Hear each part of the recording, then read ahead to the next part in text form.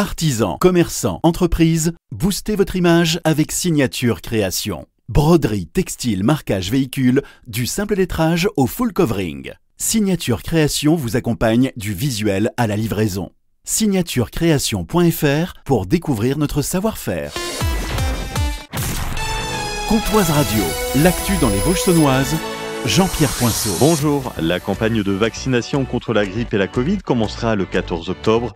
Héloïse Trébillon-Romain, infirmière en pratique avancée à la CPTS de Luxeuil-Vosges saunoise. Le virus de la grippe se propage habituellement d'octobre à mars et parce qu'il évolue chaque année, il est indispensable de s'en protéger et de se faire vacciner tous les ans et ce, dès l'ouverture de la campagne. La campagne cible principalement les personnes de plus de 65 ans et les personnes vulnérables, c'est-à-dire les personnes atteintes de maladies chroniques, les personnes immunodéprimées, les femmes enceintes et les résidents d'établissements médico-sociaux, quel que soit leur âge.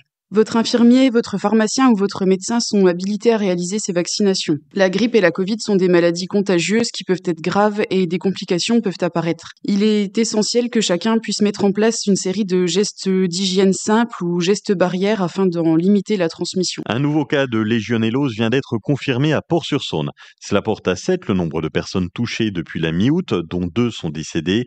La personne malade est actuellement hospitalisée. L'ARS Santé publique France et plusieurs services de l'État poursuivent leur analyse pour trouver l'origine de la contamination. Aucune source n'a encore été identifiée.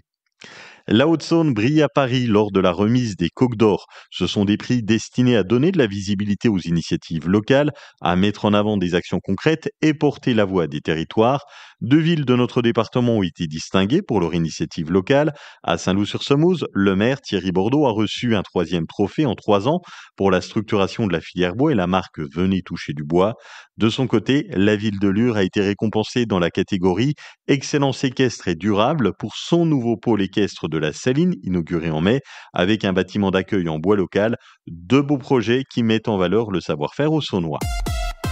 Semaine dernière s'est déroulé le premier café pour l'emploi à France Travail Luxeuil, un temps convivial autour d'un café pour échanger avec des demandeurs d'emploi qui sortent de formation ou de coaching. Christelle Chalguilleret, conseillère à France Travail Luxeuil. Le but du café vers l'emploi, c'est d'être accompagné et outillé sur la recherche d'offres et sur la candidature spontanée. Nos demandeurs d'emploi ont donc manipulé sur les e-bornes et sur les tablettes sur la recherche d'offres, vérifié leur profil de compétences, CV et carte de visite visible des recruteurs, l'abonnement aux offres et on a aussi regardé donc le site de Immersion Facilité pour tout ce qui est stage et découverte des métiers. Prochain café pour l'emploi, le 28 octobre après-midi. Vous aurez le lien sur le Facebook de France Travail Luxeuil où vous pourrez vous inscrire directement auprès de l'agence. Samedi matin, environ 150 personnes ont interrompu la circulation pendant une demi-heure sur la RN19 à hauteur de Genevreuil entre Lure et Vesoul.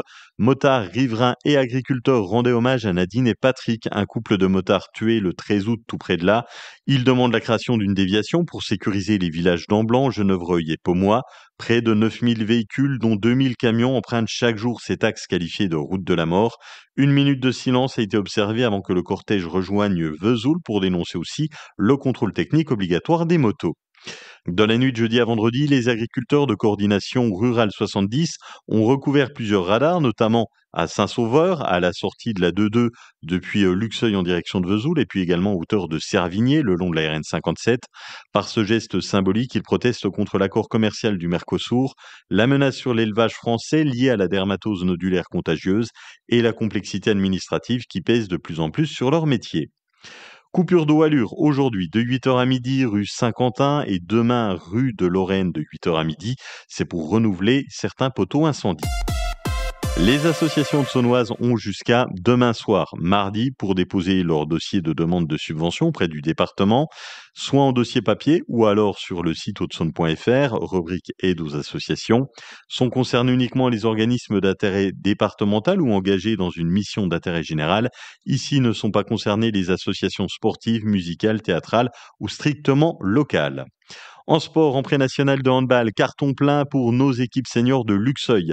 À l'extérieur, les Luxeuviennes s'imposent 21-28 contre le Val de l'Oignon. Elles sont 3e au classement. Et à la maison, au gymnase des Meurises, les Luxeuviens l'emportent au finish sur le fil 30-29 contre l'US Lédonienne. La météo, nous avons un temps agréable cet après-midi, de belles éclaircies, 16 degrés à Sceaux, Colombotte, 17 à Lure, Lomont, Radeau et Chapendu, Luxeuil, 17 degrés à Saint-Loup-sur-Semouse. Demain, un ciel nuageux, de belles éclaircies l'après-midi et jusqu'à 18 degrés au mieux. Très bel après-midi sur Pontoise Radio.